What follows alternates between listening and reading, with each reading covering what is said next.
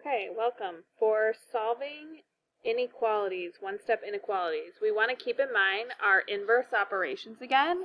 So when we see addition, we can undo addition with subtraction. We can undo subtraction with addition. We can undo multiplication with division. And we can undo division with multiplication. I also have listed here all of our graphing reminders that if you didn't watch the graphing inequalities video, that can help you to make sure that you know how to graph your solution once you find it. And then the last thing that we're going to make note of over here is what happens when we multiply or divide by a negative number, which I'll get to when we start that example. So for the first example, similar to the way I put a dotted line through my equal sign when I am balancing an equation, I do the same with my inequality symbol. I imagine that the inequality symbol is just like an equal sign as far as solving the inequality goes. So I'm going to still work on isolating x. Next to the x, I see a plus 5. So if I have addition, I want to undo addition with subtraction. So I will subtract 5 to the other side. I'm left with just an x on the left. The inequality symbol does not change, so I still will put a greater than symbol, and 9 minus 5 is 4. To graph this solution, I'm going to put 4 on the number line. I'll put a few more numbers on the number line before and after it. I decide on an open or closed circle. Since I have a greater than symbol, I'm going to use an open circle on 4.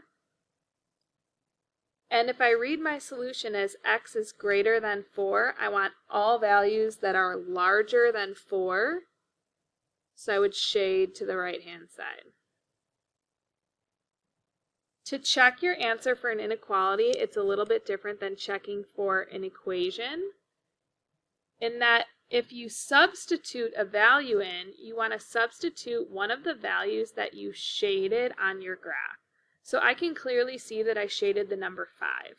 I can put the number 5 back in for x and make sure that the inequality that I'm left with is true. So 5 plus 5 is 10, and 10 is in fact bigger than 9, so I know that I shaded in the correct direction and that my solution set should be correct.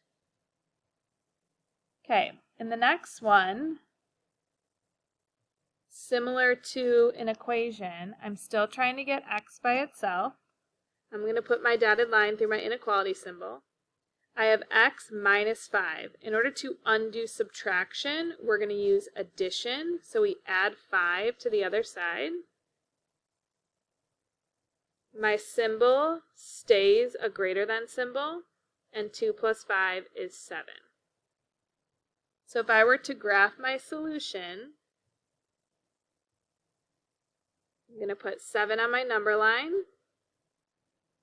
With an open circle, a greater than symbol would be open, and I want to shade all numbers, so x is greater than 7. All numbers that are bigger than 7 would be to the right.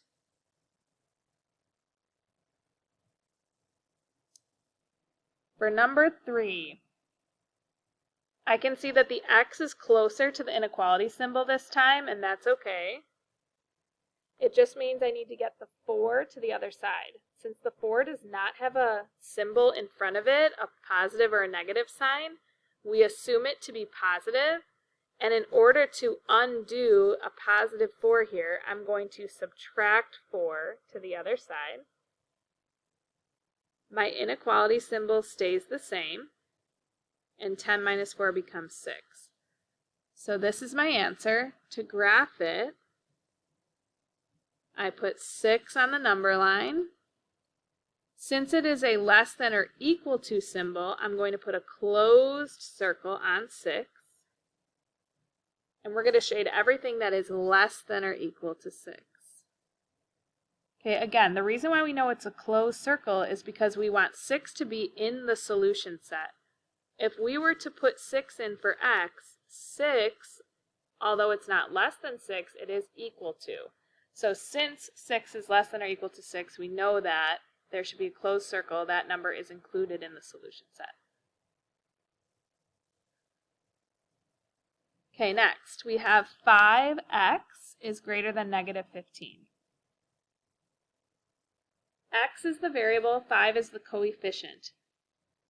5 is attached to x by multiplication. So the operation holding the number 5 to the x is multiplication. To undo multiplication, we are going to divide both sides by the number that is in front of the x. So we'll divide by 5 on both sides. We get x by itself, and our final answer is x is greater than negative 3. Okay, if we were to put that on a graph, we would have an open circle on negative 3, and if x is greater than negative 3, all numbers larger than negative 3 are to the right.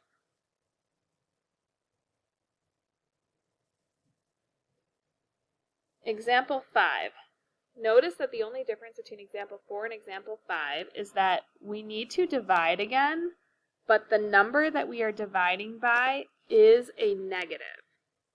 So if we want to get x by itself, and you are dividing, and the number that you are dividing to the other side is a negative, that tells you that our symbol needs to flip. So when you multiply or divide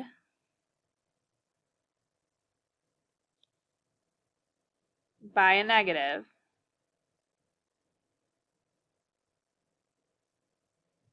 you need to flip your inequality symbol.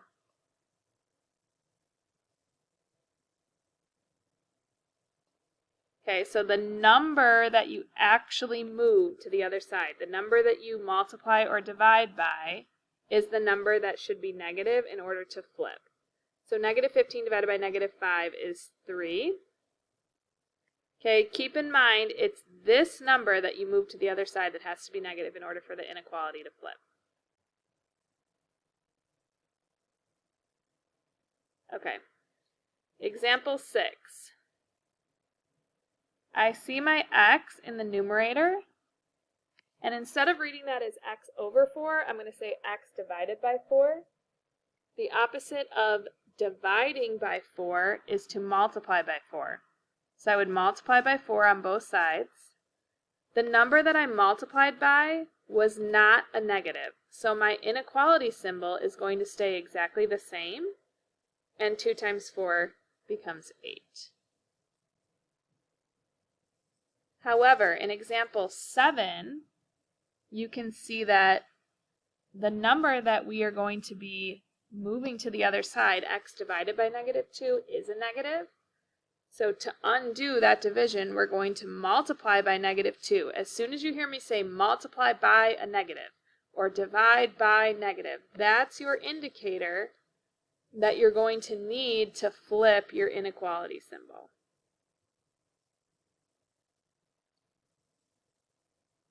Okay, so the negative 2 here divides out. We just are left with x. Our inequality symbol flipped, and our answer was negative 6. Even if the number on the other side is negative, like this, still the number that you are moving to the other side was positive, so in this instance, you would not flip the symbol. Okay, next up would be two-step equations and inequalities, so if you're ready for that, you can check out the next video.